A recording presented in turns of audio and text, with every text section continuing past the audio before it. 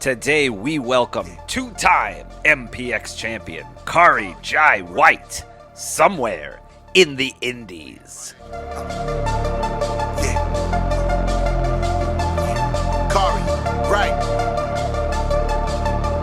Reincarnation of Excellence.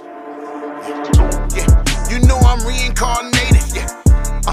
And now I'm here to make a statement, yeah. Every move has been abrasive, yeah. And every title I am taking, man, there's no move that mistaken, yeah.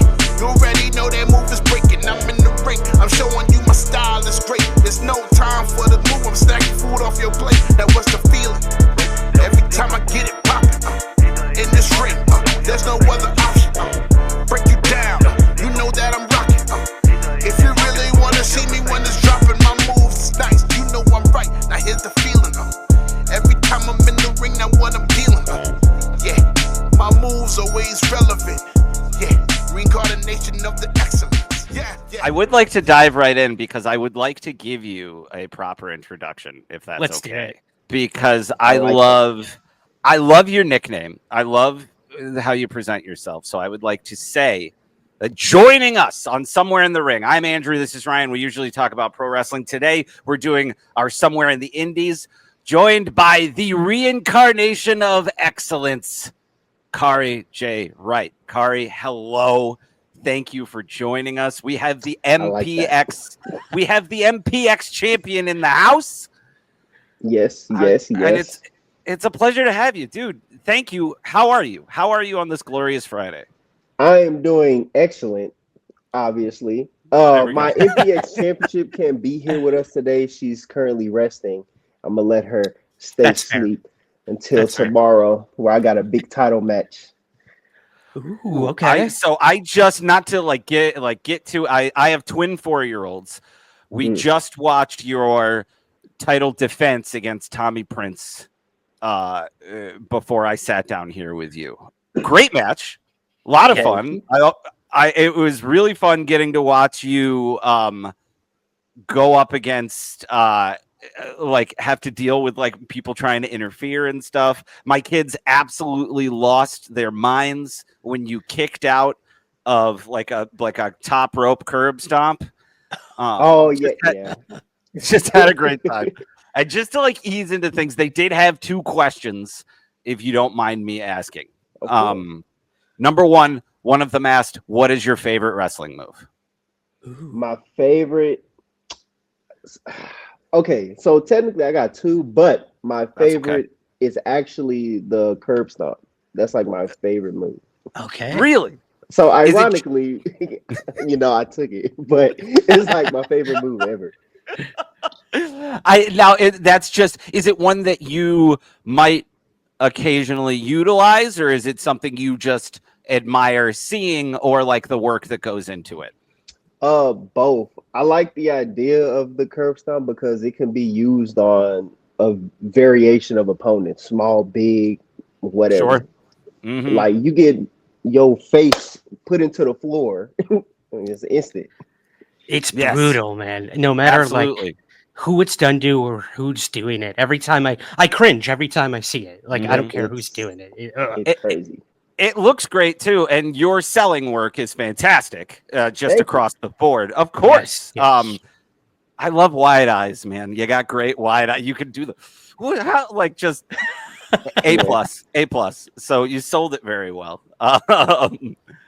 But so what was your second favorite move then? The second is the spear. Nice. That's my second favorite.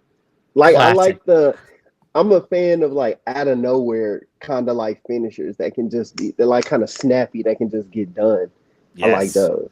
I was about to say, I saw you hit a Superman punch really well as well. Mm-hmm. And I feel like that's up there with the kind of, you can just get it out of nowhere. I'm right there with you. A diamond cutter is always great, or RKO, whatever province you're from. So then my kid's second question, and I want to honor both of them. What is your favorite shirt? My favorite shirt? Yes, they're 4 years old. So I have a I think it's in the. I think it's in Dirty Clothes right now. But it's a it's this across the Spider-Verse shirt with like pretty much like all of them. It's like a tan shirt. But that's like my favorite shirt now. And I just got it probably about like 2 months ago, and it's like my favorite shirt now. You just won all our hearts, my friend. Yeah. I love that shirt. And I'm ready for the new movie to come out too, whenever it actually decides to come out. Same. I have told this story elsewhere before. I'm mixed. When I got to see Miles Morales on screen for the first time, I burst into tears. Yeah, me too.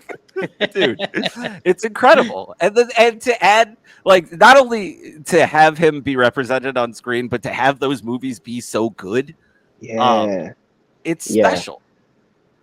Absolutely. And like little side note, please. Before I even saw the movie, I went back and played Miles Morales on my PS5. And then I played Spider-Man 2 again before I like went to go see the movie. Oh, amazing.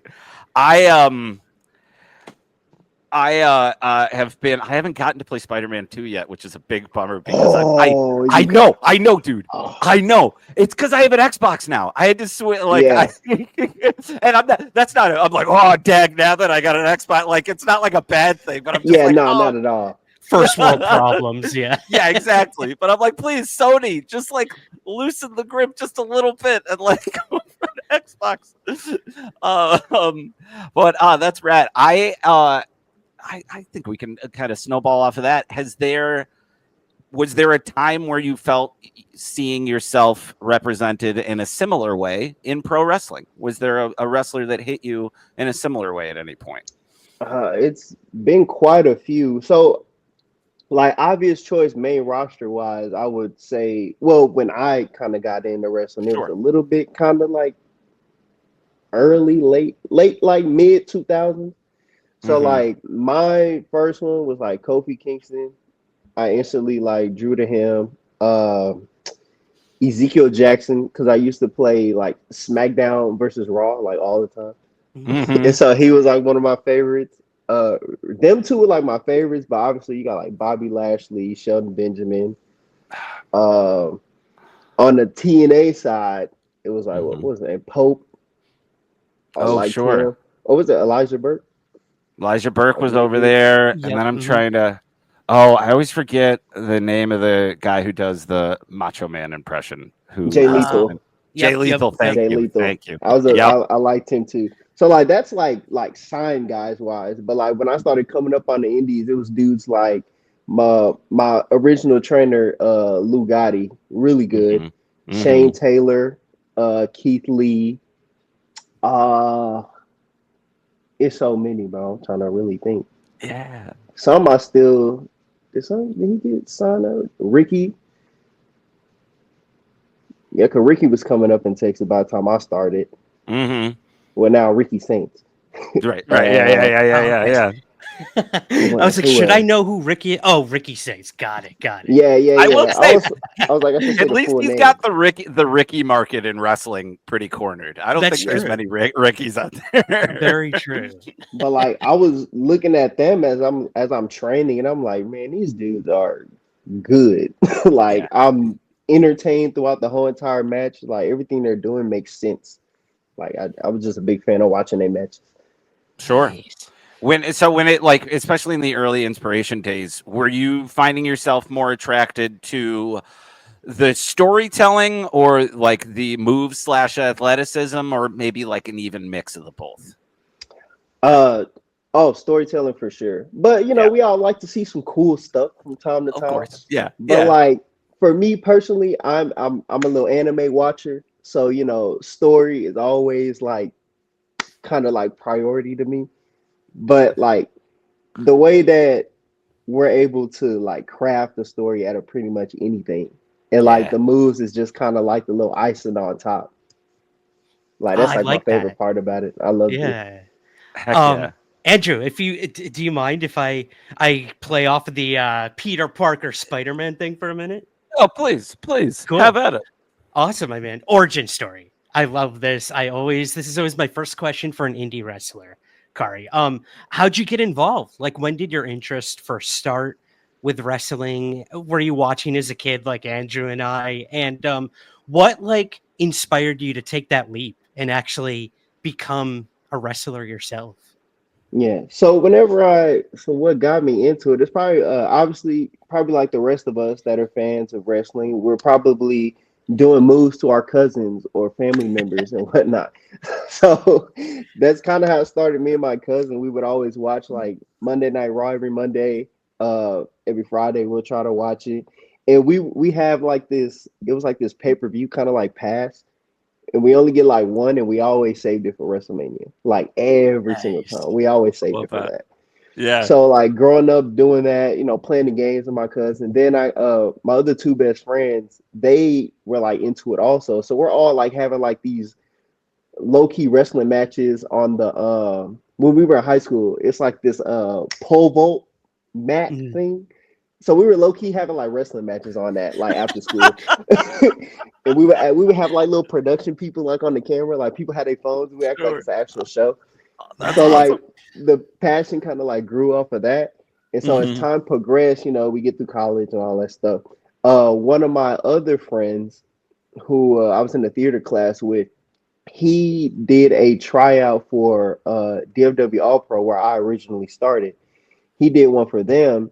And before he did that, I was kind of already looking. I was like, the closest school to me, I think, is in like Oklahoma. And I was like, ooh, that's a hefty little drive. But you got to do what you got to do. But I ended up seeing him do that tryout, and then he told me all the information about where it was, and it was literally kind of like right up the street. So I was like, oh, I have to take this chance. So started my tryout. Was it February 2018? Not my tryout. I started training February 2018. And then through time, like passion just kind of like increased, it kind of just grew. And then I actually didn't debut until June. Well, technically we go by our graduation date. So it's June 2019.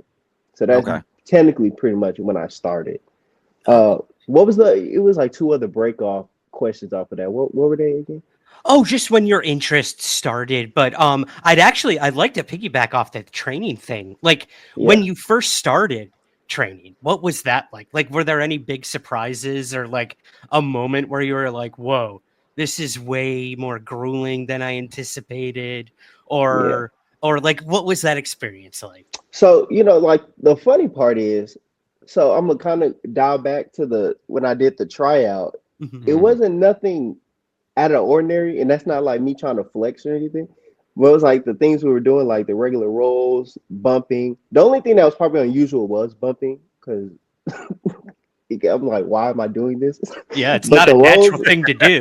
Yeah, it's not natural whatsoever. Yeah. But doing the rolls and everything, it was pretty easy. And I'm semi-ish kind of fast learner, so it didn't take too long to kind of get the hang of things. But like whenever we was first starting, like rolls is like the foundation of rolls, and bumping is like the foundation of what we do. So those have to be like crisp before you can really do anything. Sure. Interesting. That's cool. So you mentioned your trainer. Who like what was it like working with that first trainer? And like shout them out if you don't mind. I always love hearing about like the teachers and coaches. So I'm gonna shout out all my trainers real quick, and I'll go ahead and answer. So original trainer, Lou Gotti, the Don Father of Wrestling, and who I currently train with now is Matthew Palmer and Athena. That's who I train with now. So my original trainer, Lou Gotti, he still gives me advice and stuff to this day. So I'm thankful for that for him. But like learning from him was like he really gave me a very crisp foundation on like wrestling as a whole. Even like in the ring, you probably could even see it a little bit in the match that you saw, Andrew, with Tommy, like footwork, bumping, like positioning. He pretty much taught me all of that. So I would say, oh, go ahead. Oh, I was just going to say it was a really nice match to show to my kids because A, they're like getting into it now more, but B, I was like, guys, this is like just a very good, straightforward, and I don't mean that in a negative way. And to what you're saying, crisp match. Like the beats are clear. What's going on looks. The way I tell them all the time, because we do wrestling moves on my bed. Like we've gotten into that phase, and they take ballet as well. And I always explain to them, I'm like, look, there's like dance elements to it. If we both have to be in sync and know what each other are doing, or else somebody's going to get hurt. And it was so nice to show them a match where I'm like, yeah, both these guys really know what they're doing. Pay attention. And credit to Tommy too. Like he's very well trained in himself. Like for this to work, both people need to be, fluid in their movements and confident in what they're doing. So what was that first match like? I always love to hear about the first match. Like that would be terrifying. I was telling Andrew last week on our show, I have like these anxiety dreams of being thrown into a ring or put on commentary, not knowing what I'm doing at all, man. These are like nightmares that keep me up. And I do love that at the core of your nightmares is improvisation. Right? It is. I'm just not an improv guy. Dude, Kari, I've got like 10 pages of notes here for this interview with you. That's how much I over-prepare for things like this. Hey, it ain't nothing wrong with being over-prepared. Thank you. I'm glad someone agrees with me there. I'm glad. I have a lot of people in my life that are very prepared. Yeah. Well, what was that first match like? My first match was fun. It was a tag match. It was me, Exodus Prime, CT Jones, and Skip Terrific. They were CT and Skip. They were already wrestling, I believe, maybe 5-6 years before I even started. And then Exodus Prime, like that's my homeboy. He started 6 months before I did. So we were kind of started wrestling before I did. But my first match was with tag match with him and then CT and Skip. The tag match was pretty fun. I was nervous. I was like, I don't want to mess nothing up. Sure. I was like, my first mistake, I'm like, because I'm very critical of myself. So I was like, my first mistake, I'm done. I was like, I'm gonna go backstage and be done with all of this.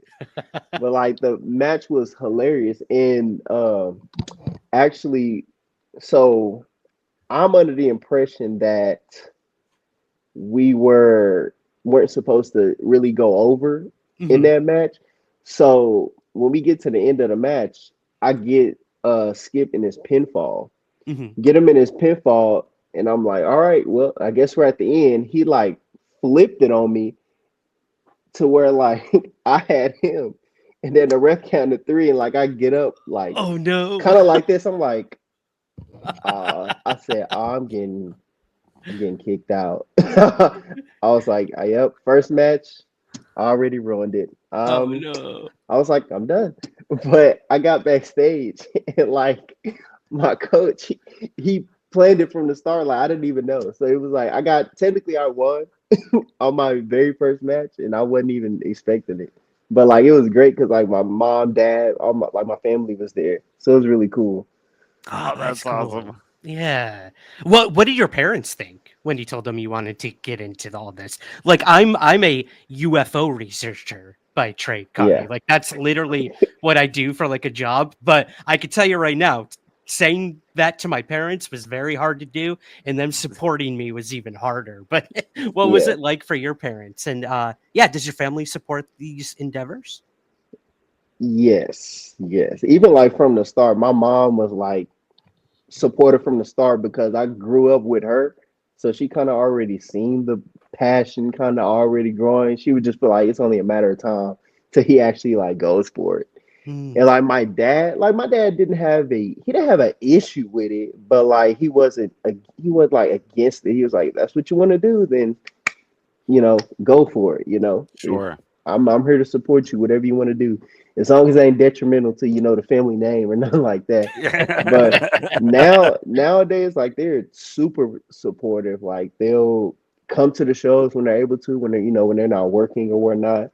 They got my family, they got stuff going on of their own. I let them live their lives, but they're super supportive. I talk to them all the time about wrestling, and I'll be like, man, I'll message them randomly and be like, do y'all really think I can make it? And then I just get overwhelmed with like a shower of like messages of like, yes, yes, yes. Oh, That's awesome, man. yeah.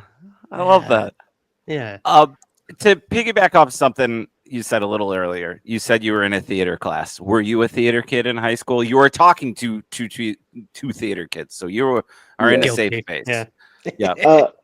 I didn't. I took a theater class, but there was like a separate, there was a separate like theater like thing where they actually did plays. I wasn't a part of that. Gotcha. And now that I think about it, I kind of regret it because I kind of like it was kind of fun when I did it. Sure. So we had an end of the year play that we had to do for the class, and it was like kind of in front of like whatever other class in front of school, but it's whatever classrooms wanted to come.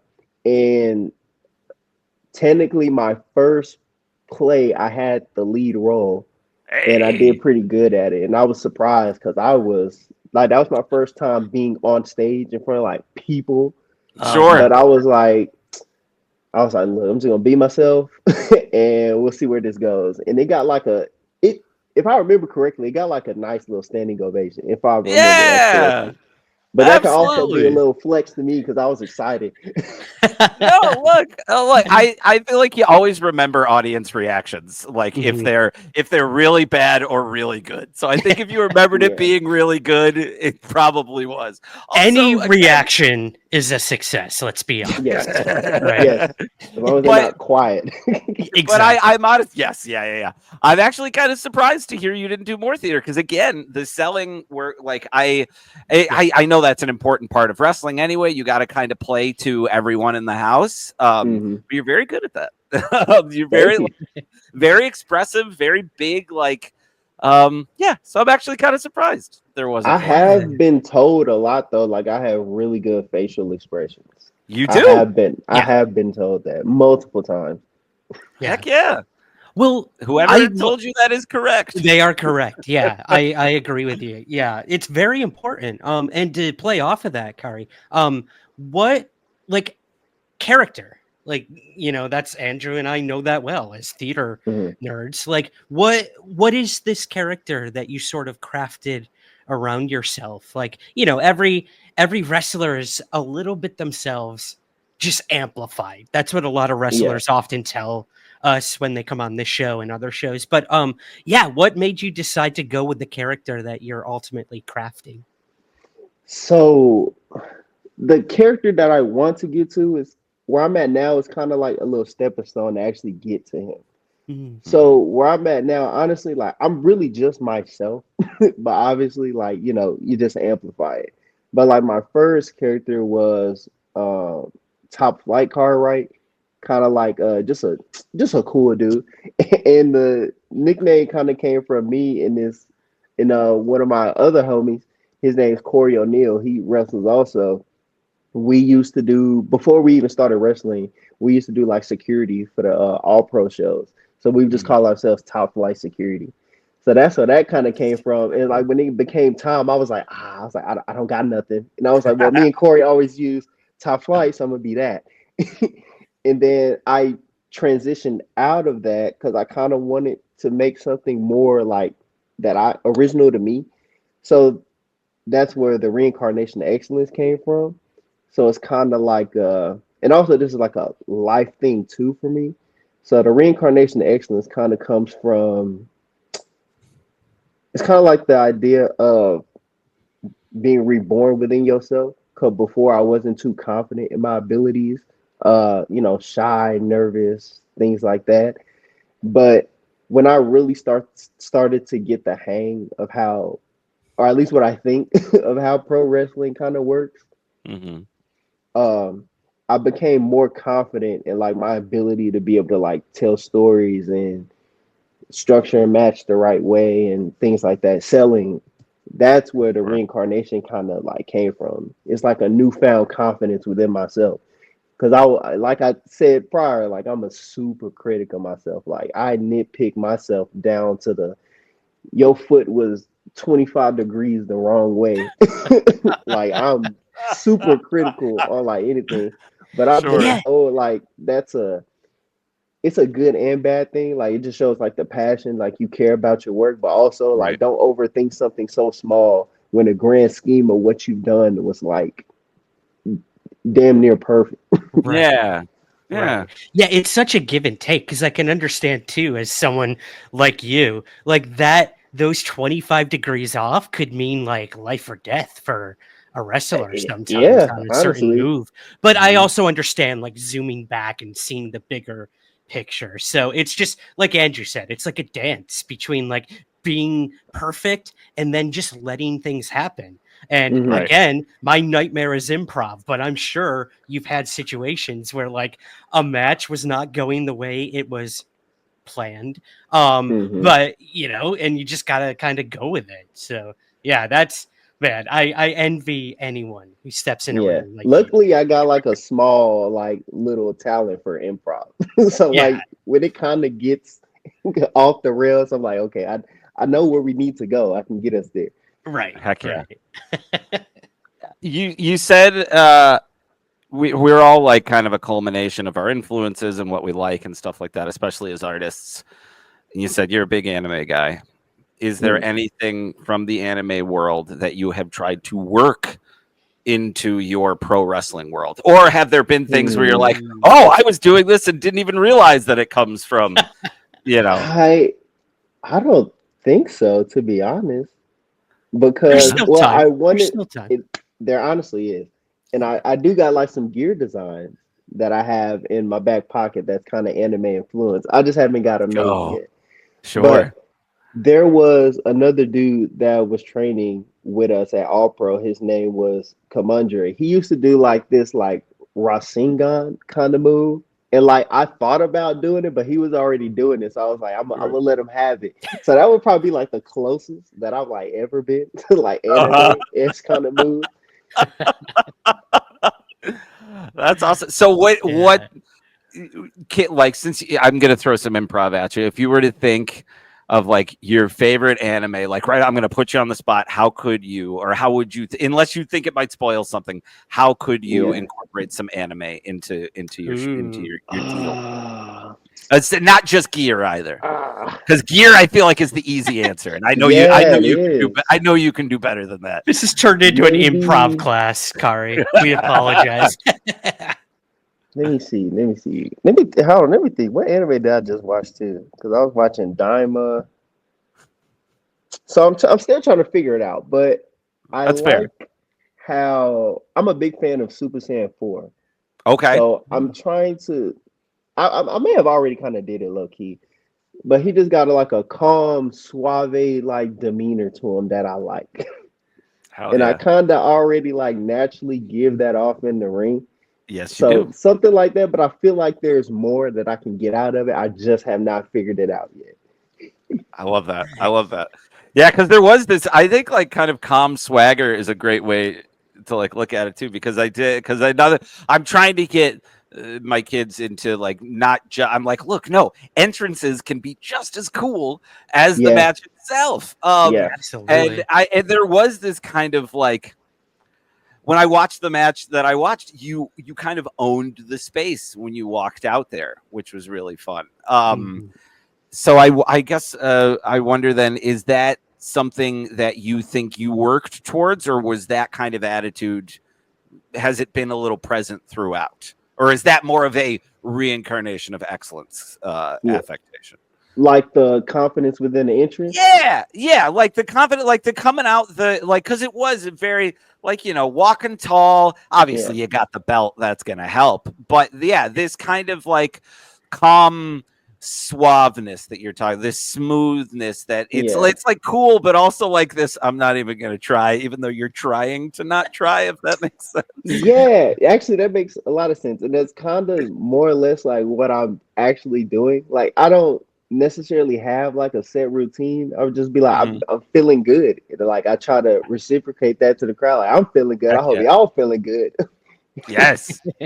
But I like that. it did take a little bit of time though. I'll probably Sure. say maybe year and a half to almost 2 years for me to really just kind of like, okay, let me just embrace this a little bit Mhm. more. Because I forgot who told me, and it's probably a lot of people that told me, but I just can't remember the specific name. But they were like, your entrance, like that's where you like don't rush your entrance. That's where Right. you embrace it. You see all the fans, you see these kids, like you embrace those little moments because it's gonna go by like that. Right. And it Absolutely. has because I've pretty much been wrestling for like 6 years now, and I'm like, wow, like time is flying. So I Yeah. embrace my entrance like a little bit more now. I like That's that. awesome. It's like really the only moment. It's like the most intimate moment you have with the audience to connect with Yeah. it, and that's going to Sure. get them on your side. Or if Hmm. you're, a heel, like it's going to make them hate you even more. And that all of that is only going to fuel the match. What's going on in the ring too? I love that. I love that. I'd love to ask. You mentioned we're recording this on Friday, March 14th. You said you have a match tomorrow. How Mm. often do you have matches? Yeah, tell us a little about the company you're working with right now, and how often do you actually like get to go in the ring and have an actual match? Yeah. So if my body isn't like broken from prior weeks, I'm at least wrestling. Let's see, it was about four weeks in a month, maybe about three to four. It depends. Okay. Not like Nice. I'll probably say out the week. If I can get some weeks where I'm wrestling 2 or 3 times, I'll take those. It just depends on life circumstances and whatnot. Sure. Because I'm really trying to balance out creating memories like with my friends still and trying to like get up there wrestling. So it's a little bit Yeah. of balance of both. Hmm. Absolutely. That's You so gotta you gotta important too. Yeah. yeah, you gotta refuel sometimes. Like Right. that's Yeah. it. Oh yeah. But It's hard. Man. Yeah. oh, go ahead. Oh, Oh, I was just gonna say, like, we all, like Andrew and I, like you have wrestling, we both have passions too, and it's so hard to balance that with real life sometimes because you want to yeah. dedicate all your time and efforts to this one thing, but that's not what life ultimately is. There's so Yeah. many different things to experience, so I get that. I think we both can definitely resonate with that for sure. Mm. hmm But Yeah. back to what you were what we were originally saying. Mhm. So MPX big show tomorrow is like MPX Destiny. It's like our like WrestleMania essentially. Oh, And amazing. I Wow. found myself placed in a triple threat with two people I consider brothers in this wrestling world. Exodus Prime and Demo Diamond. So Love it it. originally was me and Demo because we got this feud going on because he's with this manager that's been a pain in my side since my entire time of Mhm. MPX. And he aligned himself with him. The manager is Jamie Aller. And I think it was 3 weeks ago, Exodus Prime got put into a match because him and Demo kind of got into something at the Texas Rumble. And apparently Exodus won. Demo's feet hit the floor, but nobody saw it, so he came back in and Okay. tossed him up out of there. So he was upset about that. He took the show hostage the following week, and a match was made by one of the GMs there, me against Exodus, and if he beats me, then he gets put into the match at Destiny, which becomes a triple threat. And we Gosh. obviously know the result of that because I'm in a triple threat now. But I will say I did not need help in that match because Demo and Jamie thought that if they came out to help me, that it could just be a match between us. But them attempting to help me, resulted in X taking advantage of an opportunity where I had to get Demo out the way because I didn't want him there, and he capitalized on the opportunity, and now it's a triple threat match. Wow. So okay. Oh man, there's so many avenues I want to go with a situation like that. A triple threat. Like, there's a singles matches obviously, like but then, you keep up in the ante. You get into a tag team, it's a whole different dynamic, whole different way of planning hmm out a match, and now a triple threat. Like, yeah, that's those for me are some of the most exciting matches because either two people are going to team up on one, or everyone's going to take turns. It gets chaotic at times. So Yeah. uh my question for you is: have you ever had a triple threat match before? And what would make planning for a triple threat match different than just, let's say, like a singles match? I have been in the triple threat before. I've been in a lot of like multi-man matches. Okay. The one thing that's different is, I mean, well, the extra bodies, obviously. It's like this is more chances for me to not get my belt or win the match. Sure, These odds are not in my favor. But like I find them to be pretty exciting because it kind of like challenges me to get better. And then like win or lose, like I feel like I always win because I'm always learning stuff. It's a good way to look at it. Yeah. Yeah, absolutely. So you currently are a title holder, right? I just want to make that clear. MPX Yes, Champion. sir. Yes, sir. Boom! I love it. That's what I thought. I sent the picture to Andrew earlier. Yeah. The belt looks great too. Like it looks really rad. Yeah. That's actually the new design belt, and I low key. So I'm a 2-time MPX champion. So I brought the new one that you saw. I brought that one in kind of like just subtly, just on a random Saturday because MPX runs every week. Just a random Saturday, I just brought in a new belt. Cool. Nice. I love that. That's awesome. I sent a picture of you with the belt to Andrew earlier today. I'm like, this is like one of the most one of the most badass photos I've ever seen of a wrestler. Was it the one where I had the 3? Yes, that was the one. Like that's my favorite picture. Oh man, as it should be. As it should be. I love that picture. It looked like a movie poster to me. I love it. You got to autograph those, man, and start selling those on eBay or something, because I'll buy one for sure. So when it's how does it feel to be able to do a match like that with 2 people that you're like coming up with? You know what I mean? Especially people that you're close with. Obviously, you know, we're in the ring, we don't have to get too behind the curtain if you don't want to, but like does it add that extra element of excitement to be like, oh, I get to, like, this is my dudes, like we get to have this big match together? Yes, even though, you know, we all kind of got a little bit of beef with each other, but you know, absolutely. But like there's also a thing of like it's like a competition kind of thing. Like we're always trying to one up each other. And like that's why I feel like we be getting better like every single time. And I got my other 2 people who I feel like I'm damn near competing with all the time, especially Exodus. I feel like I'm always competing with him, whether he knows it or not. But like just being in the ring with them, like I'm always happy to be in the ring with them because it's like, oh yeah, we're about to put on a show today. Like I guaranteed, I know. That's awesome. Yeah. So what do you want next? Where do you see your career going, and what would we can even do pie in the sky stuff if you want, or just like, because we always know like there's always like what's the next achievable goal? You could do something like that works too, but like what's next for Kari Jai Wright? My next like little thing, I just want to I need to get my name branched out like amongst the United States around the world. That's the goal I'm leaning towards now. I got a few out of states like coming up, but like my main thing is just to get out of Texas and expand my name. That's what I need to do. Sure. So look, there's a lot. I'm in the New York, New Jersey area, so if you wrestle up here, bud, you shoot me a message and I'm there in a heartbeat. Oh, I got you. I'm in Scotland, so if you want to take a 10-hour flight over, Kari, I got my passport too.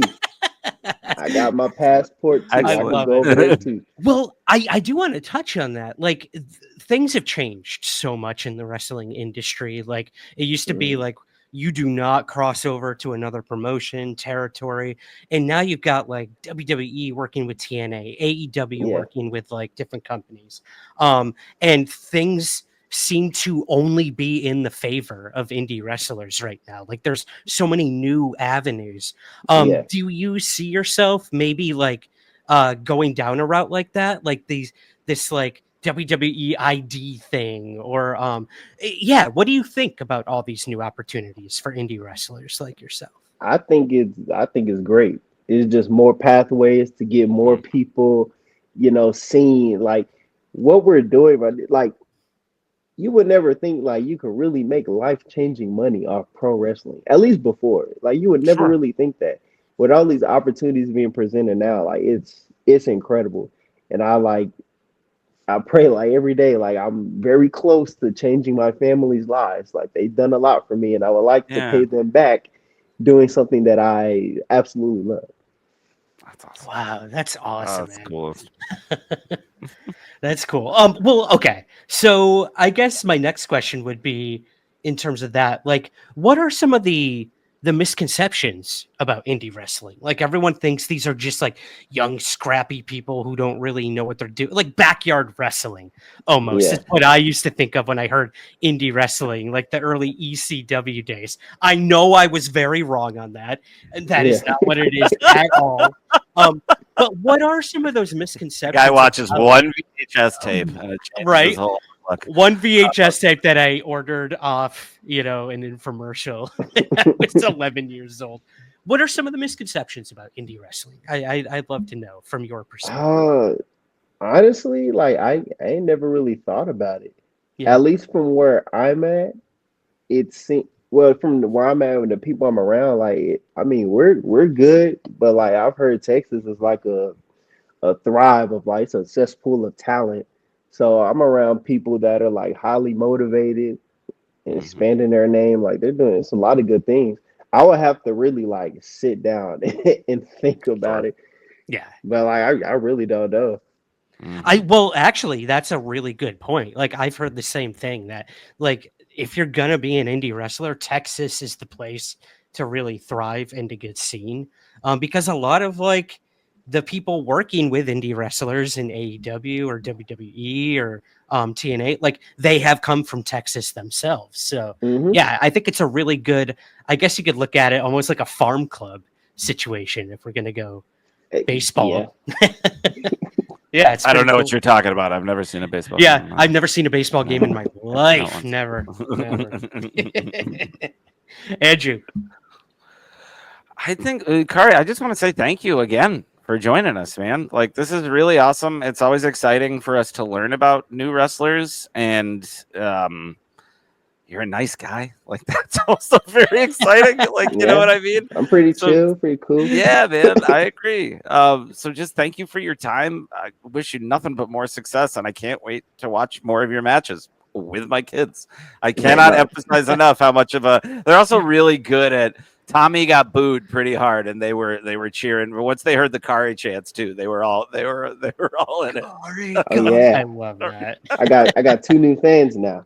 Yep. Yes, you do. 2, Yep. four, Yeah, make yeah. it 4. Make it 4. 2, 4 new 3, fans. 4. I'll take it. Absolutely. Yeah. 4 new fans. I do have one last question before we let you go. What Mm. advice would you give to someone Yes. just getting into indie wrestling? Like, everyone has that dream. I wish I could do it. Those days are long gone of that dream ever coming true. But yeah, what advice would you give anyone just getting into the industry or the business? I would say, and this is advice that's been given before, but it's advice that obviously works. You gotta stick with it. Yes. It's gonna be a period where life is gonna hit you. There's gonna be a period where you're gonna be hearing stuff.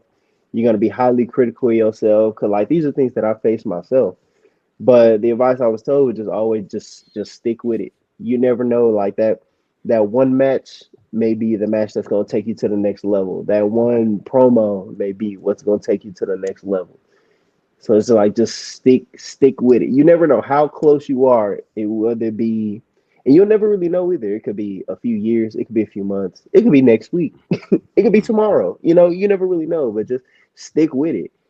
It's like you invested all this money into this. You want all that to go to waste. Right. Like just stick with it, see how it goes, and make the most out of each like little situation. Love it. Love it. I love that. Well, Yep. where can we find everything you do? And let us know where we can find more of what you're up to. My YouTube. What's my YouTube? Kari Jai Wright, whatever it is, say right there. Mm-hmm. Cool. That's what it is. Instagram. I should really put all these under like one name. My Instagram is Kari the Right One. Nice. TikTok Kari 3K, Twitter X, whatever it wants to be called. That's Kari 3K, and then Kari Jai Wright. That's my Facebook. Amazing. We'll put links in the show notes as well. Yes. We'll get it all in one cohesive hub for you there as well. I have the same problem too. I'm like Sanford minus son on some of them, which isn't even accurate anymore. Half white son of a black man, which was the name of my older podcast. So that's on some different places. I feel you, bud. It's rebranding is a pain in the ass. Yeah, I was like, this marketing side. I'm like, this what I really need to learn. It's a whole other aspect to all of this that we were into. But we'll have to have you back, man, and let us know how the match goes tomorrow and if you retain that title. Okay. I got you. Yeah, I'm pulling. You might probably even see it online somewhere. Yes, awesome. That's very exciting. Yeah, because MPX does stuff on Twitch from what I saw, which is pretty cool. That's I believe I'm not certain because our big shows usually aren't streamed on Twitch because they want people to come in, to actually see the show. Right. But I would give it maybe about a week or two, and they'll be uploaded to YouTube, so you'll still be able to watch. Cool. I could be wrong, but I think there were some pay to stream options on there too. Like you can actually if you throw them like $20, you can watch it live. Maybe I misread. Hey, you may know more than I do. I don't know. Or just go in, tell them that, and tell them it was your idea. Yeah, exactly. Stream some more people. Yeah. So Kari, thank you so much. Yeah, not only do we want you back, I want you on our main, all of this is part of the same pot, but on our regular, proper show, we'd love to have you come on and talk about maybe a favorite match of yours, if that sounds appealing to you. Oh, yes. I would love to. Yeah, we'll get that set up soon then. Yeah. It'll probably be, I'll tell you right now, it'll probably be some Seth Rollins match. Fair enough. Excellent. Man. We haven't covered a Rollins match before, actually, so that's perfect. Yeah, we have a curb stomp, so it's about time. Or a curb stomp. Yeah. Yay. And last but not least, to end the show, any iteration of the show, we ask our guests to ring the bell to send us home. Whatever that means to you, either you hit something or you make a noise, whatever you would like, please ring the bell and send us home. I wish I had something. There is no wrong answer. I ain't got nothing. So we gonna act like this wall. Y'all able to hear that? Yep. Okay. There my dog. We got a dog. Ring the bell. Y'all ready? Yep. Ding ding. Yay! Could not have planned that dog bark better. I know, that was perfect. We'll just use her as the audience. Exactly. There we go. Exactly. Yeah.